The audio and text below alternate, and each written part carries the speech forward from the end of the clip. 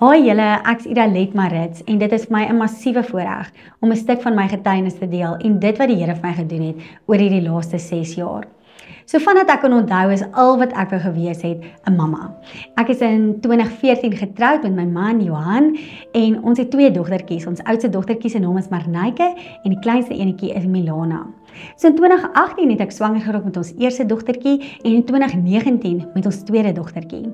En dis tydens hierdie swangerskap wat ek agtergekom het, hier's iets nie heeltemal reg nie. Ek het knoppe hier aan die linkerkant van my nek begin kry en dit het net al hoe groter en al hoe groter geword. Ek het intussen na 'n fisio toe gegaan en sy het my nek gevryf en die knoppe gevryf en net vir gesê, nee man, dis seker 'n tipe van 'n spasma of bietjie inflammasie, dit behoort weg te gaan. En toe my dogtertjie nou gebore is, het ek na my huisdokter toe gegaan vir die opvolg van my keiserwond.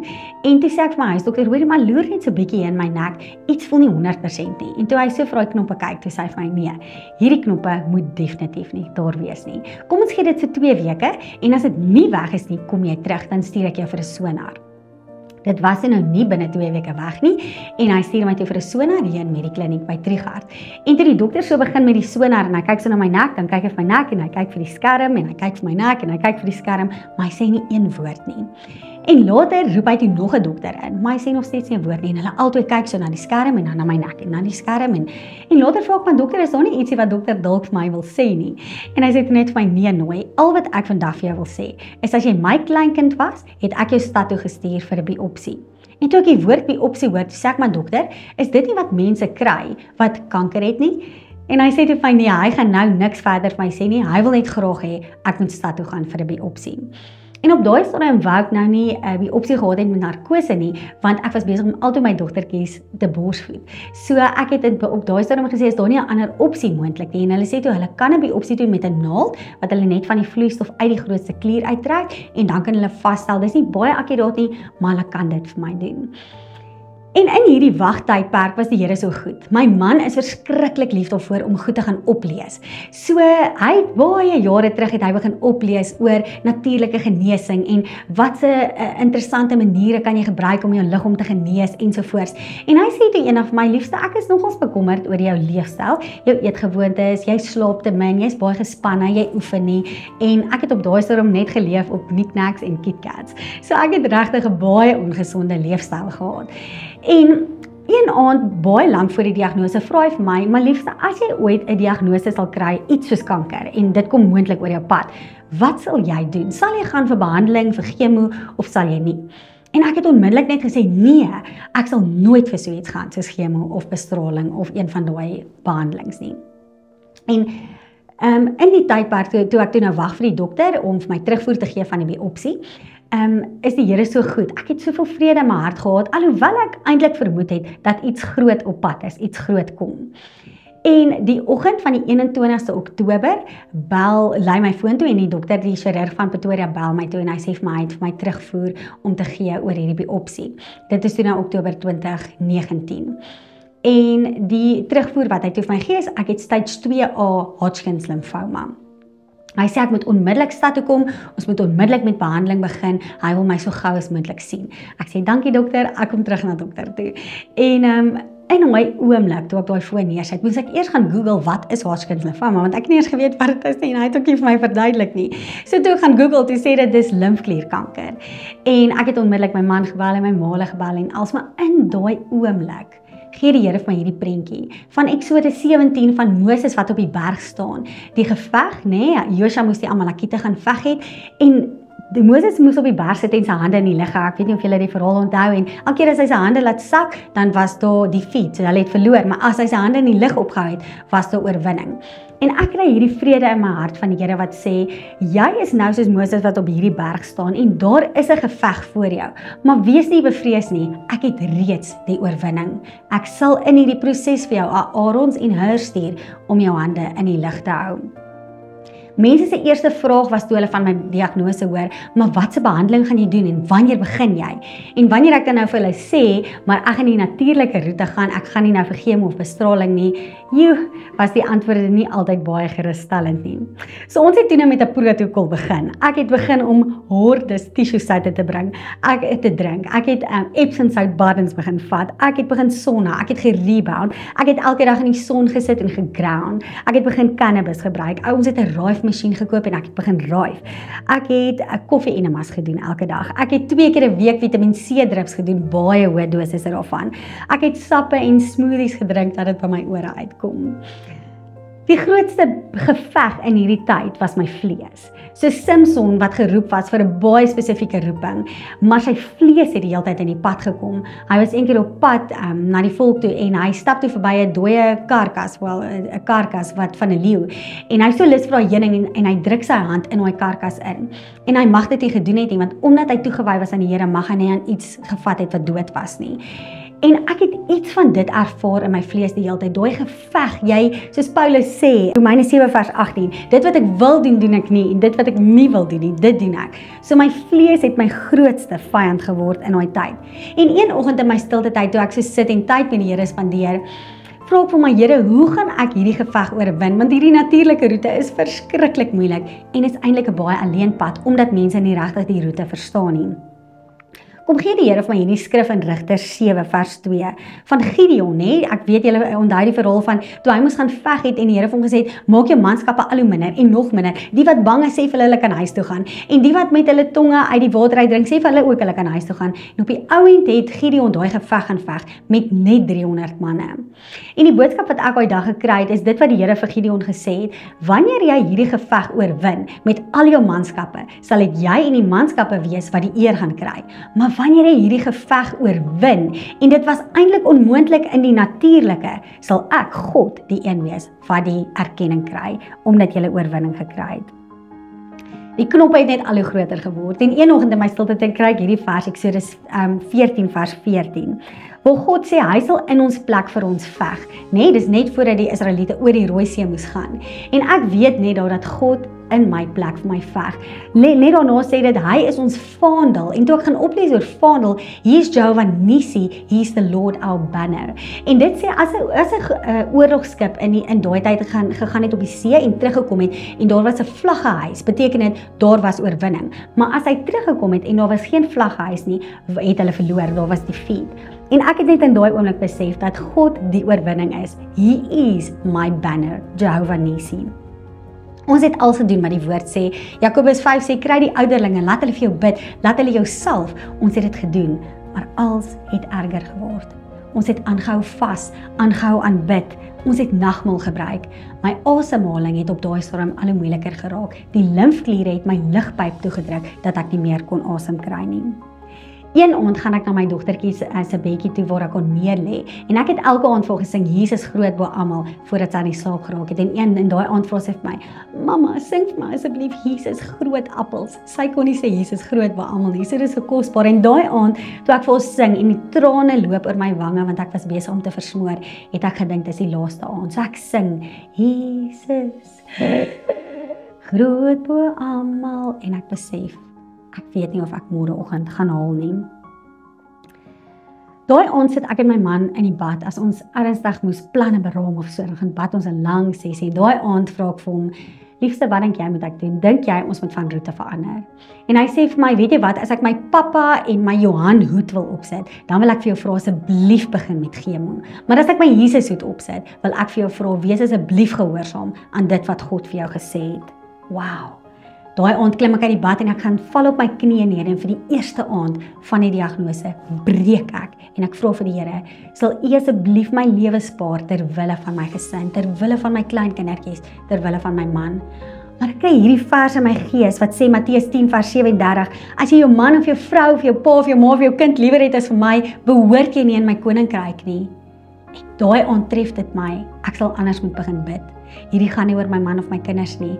Hy is die God van Abraham, Isak en Jakob. Hy is die God wat na my man en my kinders sal kyk. Hierdie gaan oor 'n roeping, en daai aand verander ek my gebed en ek vra vir die Here, maar sal U dan my lewe spaar ter wille van die roeping wat U vir my het?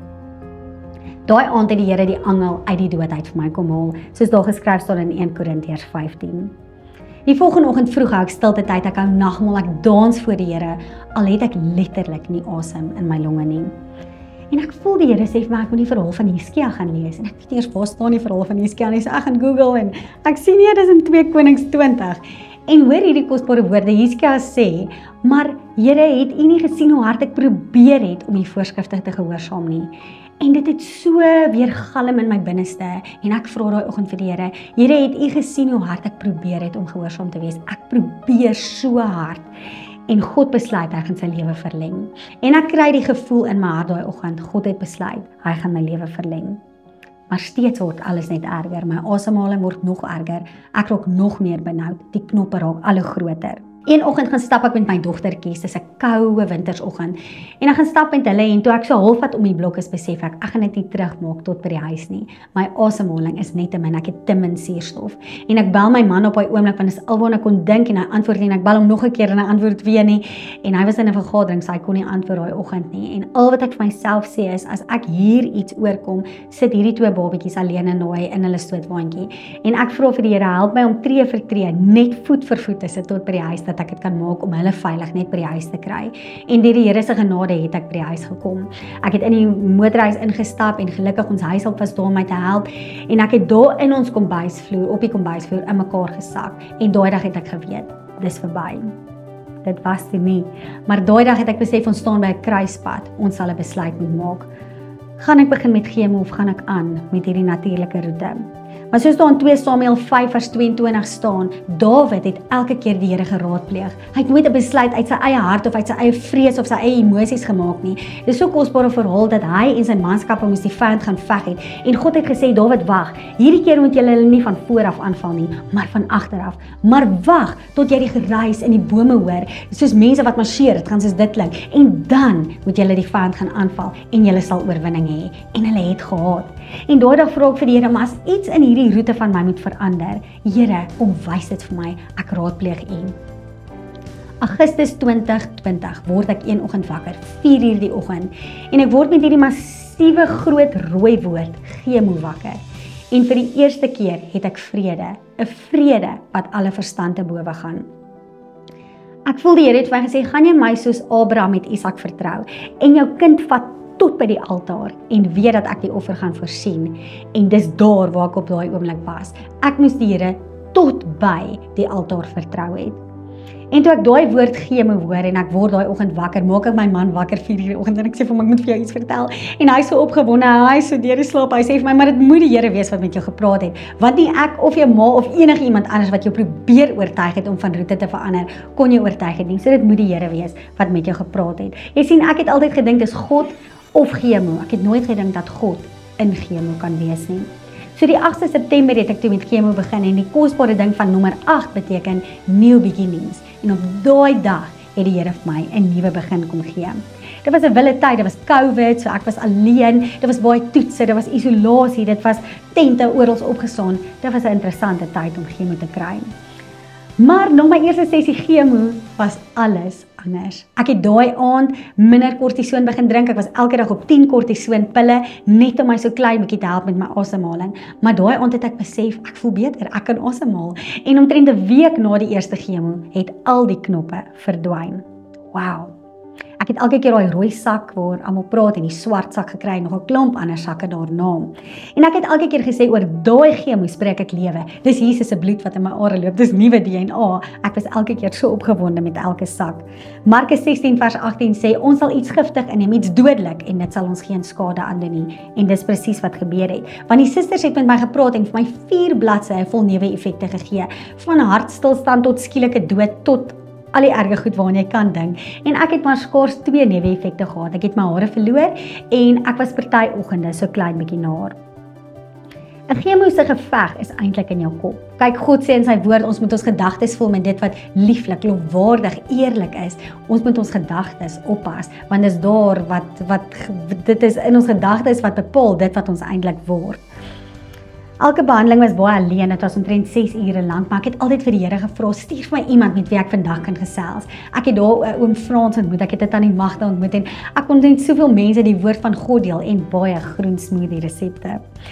Na 3 maande se chemo sê die dokter is tyd vir 'n PET scan. Ons moet kyk wat het gebeur in my liggaam en wow, die 3 November kry ek 'n verslag wat sê, ek is skoon, ek's gesond. En die significance, die wow ding van die nommer 3 beteken, dis wholeness, completeness en restoration. En dis wat die Here kom doen het. Daai dag van die 3 November 2020 het ek 'n skoon verslag gekry. Ek wou dit van die bergtoppe afskree en ek het vir almal vertel wie ek kom. 1 jaar later, November 2021, sit ek een aand en ek edit my foto's, ek's 'n fotograaf. En toe ek my nek so vryf, toe voel ek, hier's 'n knop in my nek. En ek stap na my man toe en ek sê vir my, sê vir my dat ek my verbeel, sê vir my dat hier nie 'n knop is nie. En ek het daai aand geweet, alles is terug. Vir amper 4 jaar het ek in 'n woestyn gewandel, in 'n wille, woestyn. Ek was in ontkenning en in opstand. Here, ek wil nie weer om hierdie berg stap nie. Ek het soos 'n volstrys gevoel, ek het my kop soveel keer net in die sand gedruk en gehoop dat alles gaan verdwyn, maar dit het nie. Ek wou nie chemo doen nie en ek wou nie die natuurlike roete doen nie. Ek wou niks doen nie. Ek het so rondgeswerf en ek het gevoel dat ek so ver is van die God van die wolk en die vuurkolom.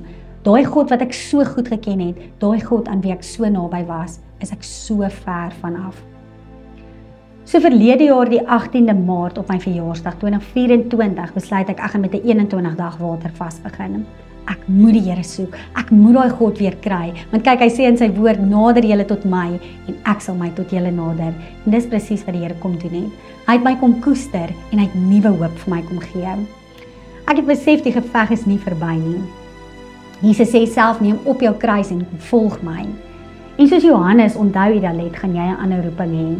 Wees sterk, wees braaf, wees dapper. Die geveg het eintlik net begin. Ek het my kruis opgetel en geveg. Toe het ek op daai stadium verskriklik erg begin hoes.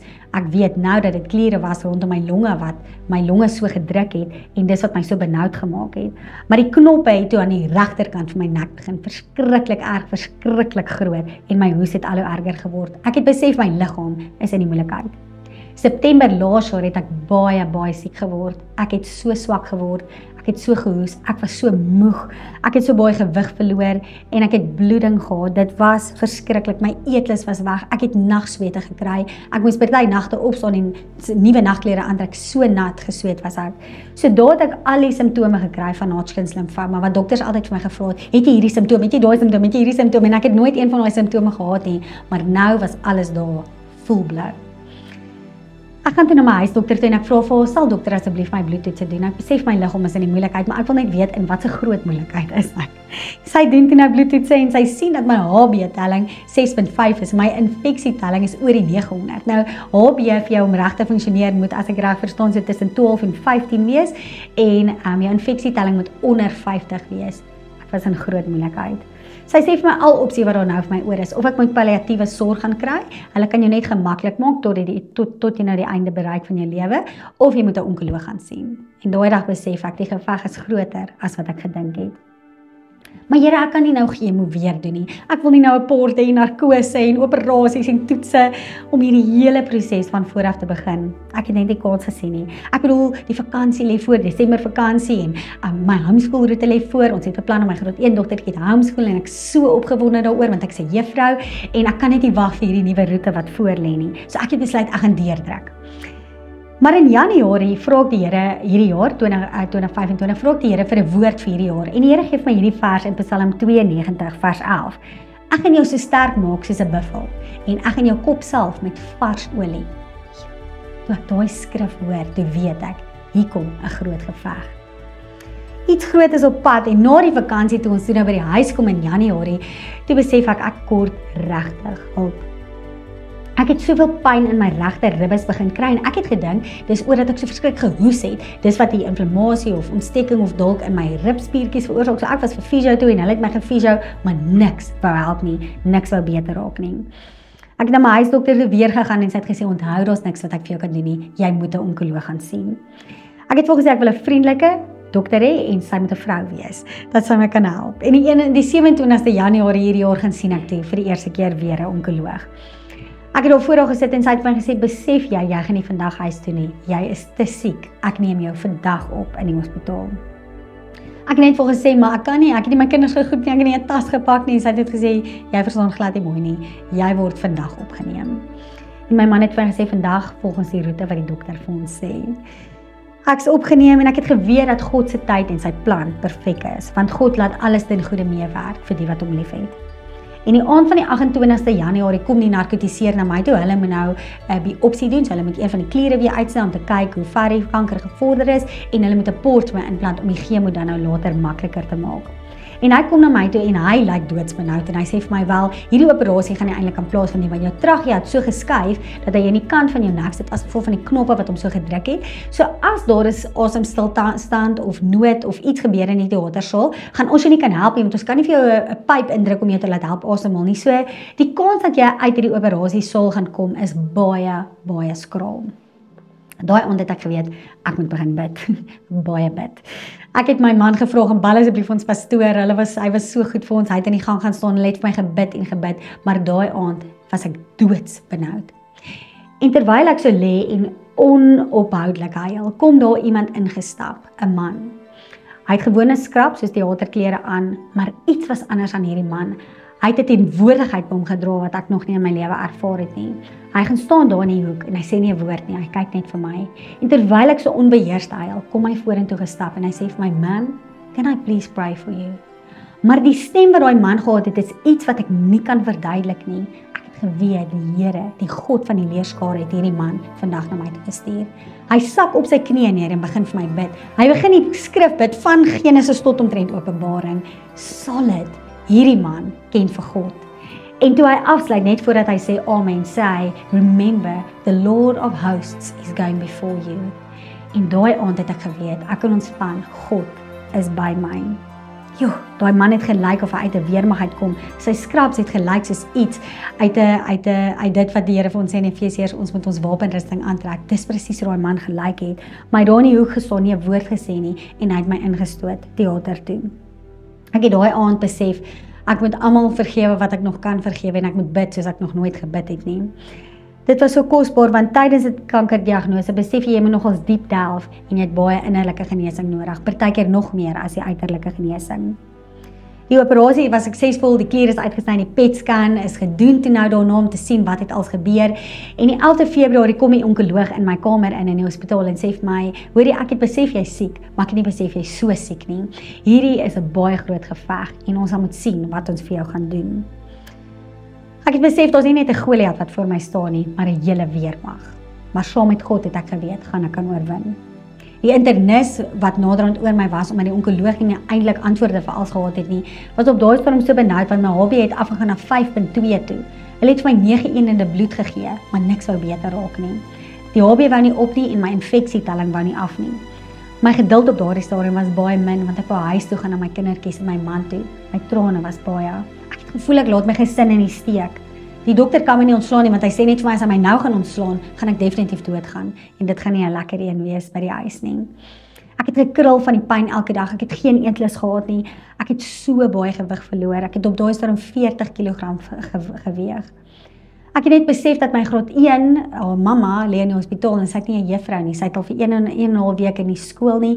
En ek het my vriendin gebel en sy het my gereël en my kindjies toe nou skool toe en alles.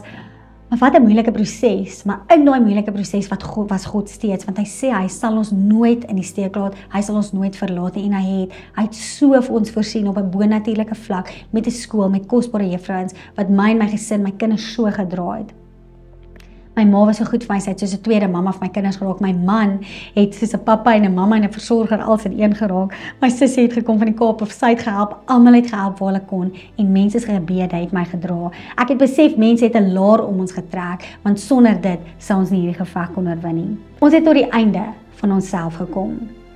Ons het besef dat God het wel opgedaag in daai oomblik. En daar onthou ek die prentjie van Moses wat die Here vir my in 2019 gegee het, nê, van daai geveg op die berg. En ek besef hier kan ek nie meer my hande in die lug hou nie, maar God het vir ons mense gestuur om dit te doen. Op die ouend het hulle besef, ek bly seker word en hulle verstaan nie hoekom nie. En toe sien hulle, maar dis my galblaas wat so siek is en toe moes ek 'n galblaasoperasie kry terwyl ek in die hospitaal was. En na die operasie het hulle net besef, wel, die infeksietelling wil nog steeds nie af nie, ek is nie besig om beter te raak nie. So hulle sê vir my, dis so hoendereiere effek. Hulle gaan my moet huis toe stuur en ek sal so gou as moontlik met chemo moet begin. Maar omdat my infeksietelling so hoog is en my HB so laag is, kan ek moontlik doodgaan van die chemo. So hulle weet nie eintlik wat om vir my te doen nie, maar hulle gaan my moet huis toe stuur en ek sal so gou as moontlik moet begin. Maar ek wil net vertel wat so kosbaar was tydens die galblaasoperasie, word ek so ingestoot teater toe. En terwyl hulle my so insit, die 2 susters of die 2 portiere wat my teater toe vat, vra ek vir my man, maar ek kort my soldaat. En hy sê soos, wel, hier is nie 'n soldaat nie, hier is 2 susters wat jou gaan instoot. En ek sê vir hom, nee, maar die Here weet, ek kort hierdie soldaat en ek kyk na die suster toe en ek sê vir hom, hoorie, where's my soldier? Where's the soldier? He needs to take me to theater. En hy sê net vir my, nee, wag, hier's geen soldier nie. Hy dink seker dis die medikasie wat my te mekaar gemaak het. En uit die hoek van my oog kom hierdie soldaat aangestap. Hy sê nie 'n woord nie, asof alles klaar gereël was. Hy vat oor by die een suster en hy stoot my tot in die teater en hy daar gestaan en kyk vir my totdat ek ingestoot is en klaar was met die operasie. Dit is hoe goed die Here ons detail en ons harte ken. Hy weet wat ons nodig het op spesifieke tye en hy is die waarmaker van sy beloftes. Wow, na die galblaasoperasie was ek in hoë sorg, dit het baie sleg met my gegaan. Baie naalde, baie drips. En na amper 3 weke in die hospitaal sê hulle gaan my uiteindelik ontslaan. Ek het dadelik met chemo begin en vir daarna was ek vir nog 3 weke plat in die bed. Kon nie my kop oplig nie, ek kon nie vir my gesin sorg nie. Ek was so siek gewees. Ek was elke dag op 8 skedules 6 pynpille en dit het nog steeds nie eers die pyn weggevat nie. En ergens in Maart 2025 kom daar 'n draaipunt en vir die eerste keer begin ek beter voel en ek begin die lig sien. Toe die dokter besef sy moet vir my 'n bietjie ander behandeling gee, sy wil vir my immunoterapie saam met die chemo gee, sê sy vir my, maar hierdie immunoterapie gaan R400,000 kos wat ons kontant uit ons sakke moet betaal. My man sê net, kyk, ek weet jy loop altyd saam met Jesus op die water, maar ons het nie R400,000 nie. Ek sê vir my, kyk, die Here gaan ons nie tot by die Rooi See vat en ons nie deur die Rooi See vat nie. Hy gaan ons nie los net voor die Rooi See nie. Hy gaan die see vir ons oopmaak. En daai oggend bel die onkoloog of sekretaresse en hulle bel rond en hulle sê, maar daar's 'n noodfonds vir mense wat nie daai ekstra medikasie kan bekostig nie, maar gewoonlik is immunoterapie nie op daai lys nie, net chemo. En haar sekretaresse bel tot die noodfonds en hulle sê, hoorie, daar's iets so snaaks. Hierdie spesifieke immunoterapie wat die onkoloog vir jou wil gee, is wel op hierdie lys en ons gaan daai hele R400,000 vir julle betaal. Wow. Hoe goed is die Here? Hy is die God wat voorsien, nee, wow. Hy is die God wat sy volk deur die Rooi See vat. So na 3 van die 4 siklusse chemo sê die onkoloog ons moet weer 'n scan laat doen en ons doen weer 'n PET scan en die 12de Mei was ek toe vir die scan en die 15de Mei kry ek my uitslae. En terwyl ons daai oggend op pad is na die onkoloog, toe vra my man vir my, wat dink jy gaan die onkoloog vandag sê? Hoe gaan sy reageer en wat dink jy gaan hierdie uitslae wees? En ek sê net vir hom, my kop is op so 'n moeilike plek want hierdie vlees, nee, weer eens wil na 'n ander rigting toe gaan. Al weet ek moet aan my geloof vashou en dit wat Jesus vir my gesê, die beloftes wat hy vir my gegee het. En daai dag sit ek van Sekunda tot in Pretoria en ek lees net Bybel die hele tyd. Ek praat nie een woord nie. Maar die week terwyl ek wag vir my uitslae, vra ek vir die Here hierdie. Ek sê vir hom, Here, wanneer die onkoloog hierdie uitslae oopmaak, wil ek vir u een ding vra. That she will be in awe. Hierdie is spesifiek my woorde. That she will be in awe of your goodness and grace wanneer sy na hierdie uitslae kyk. En daai donderdagoggend gaan sit ek in ons spreekkamer. Sy maak haar laptop oop, sy sit hom op haar skoot en sy maak die scan oop wat sy toe nou vir die eerste keer sien. En letterlik laat val sy haar kakebeen. Sy kan nie glo wat sy sien nie en hier is haar woorde. Sy sê, I am in awe of God's goodness and His grace. Wow, hoe spesifiek is die Here? Sy maak haar scan oop en sê vir my, Ralet, ek het nie idee hoe in 3 maande jy van hierdie foto na hierdie foto toe gegaan het nie. Dit maak vir my glad nie sin nie. Dit moet wees dat die Here se guns en sy genade op jou rus. So ek het Vrydag die 16de Mei my laaste chemo gekry. My storie stop nie hier nie en joune ook nie. Ek wil so graag hê dat hierdie verhaal vir jou moet 'n stuk hoop bring.